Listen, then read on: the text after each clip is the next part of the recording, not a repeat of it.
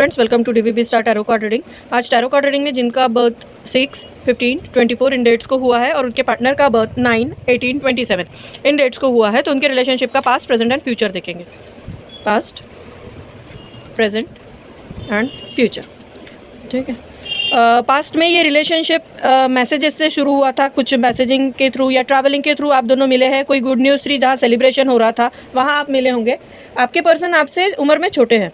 ठीक है, आप जितना मैच्योर है, छोटे भी नहीं होंगे तो उनकी मैच्योरिटी लेवल आपसे कम है।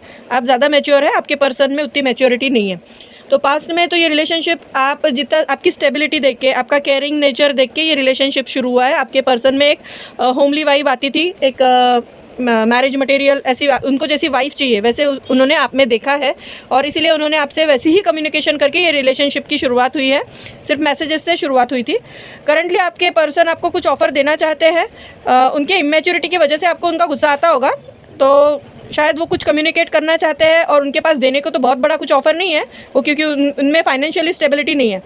और ये आपके पर्सन जो है करंटली ट्रैवलिंग का ऑफ़र दे सकते हैं, साथ कहीं घूमने जाने को चलने कह सकते हैं, घूमने चलो कह सकते हैं। कमिटमेंट देंगे ऐसा नहीं है। प्रपोज कर सकते हैं, जैसे पास्ट में आपका सिर्फ कम्युनिकेशन था, उन्होंने प्रपोज कभी किया नहीं था, तो अभी आपके पर्सन आपको प्रपोज कर सकते हैं।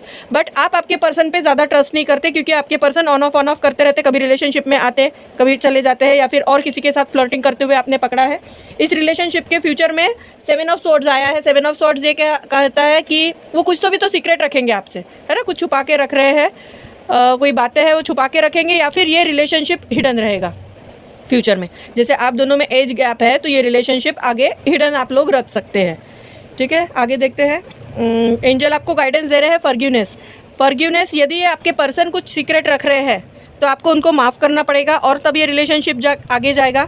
या फिर पास्ट में आपको किसी और पर्सन ने धोखा दिया था, इसलिए आप प्यार में नहीं पड़ना चाहते। आपको ऐसा लगता है कि हर इंसान वैसे ही धोखेबाज होता है, तो आपको पास्ट के रिलेशनशिप को फॉरगिव करना है। आपके लाइफ में पास्ट में कोई ऐसा पर्सन आ सकता है जिसने आपको धोखा दिया था, बैक स्टैबिंग करी थी, इस वजह से आप अकेले रह गए थे और आप किसी के साथ भी रिलेशनशिप में नहीं जा रहे थे। बट आपको कहा गया है कि यदि आप उस पर्सन को फॉरगिव करते हैं तो अब आपके लाइफ में प्यार आ जाएगा और आपकी रिलेशनशिप आगे बढ़ सकती है। ये रिलेशनशिप में आगे आपको जस्टिस मिल जाएगा। आपका एज डिफरेंस है कुछ है, तो कहीं मीटिंग होके ये रिलेशनशिप आगे जा सकता है। आप नो कम्युनिकेशन में हो गए या नो कांटेक्ट में हो गए तो आगे आपका रियूनियन हो जाएगा। बस आपको फॉरगिव करना है। आपके पर्सन में भी शायद कुछ बैड हैबिट्स है, तो उसके लिए भी उनको माफ़ करना है। उनमें चेंजेस आ जाएंगे, ट्रांसफॉर्मेशन हो जाएगा उनमें, क्योंकि अभी इमेच्योर है, उनके इसमें कोई भी रिलेशनशिप को लेके सीरियसनेस नहीं है, तो आगे वो किंग की एनर्जी में आ जाएंगे, उनमें मैच्योरिटी आ जाएंगी। आपको उनको माफ़ करना पड़ेगा यदि ये रिलेशनशिप आगे ले जाना है तो। जस्टिस आपके तरफ से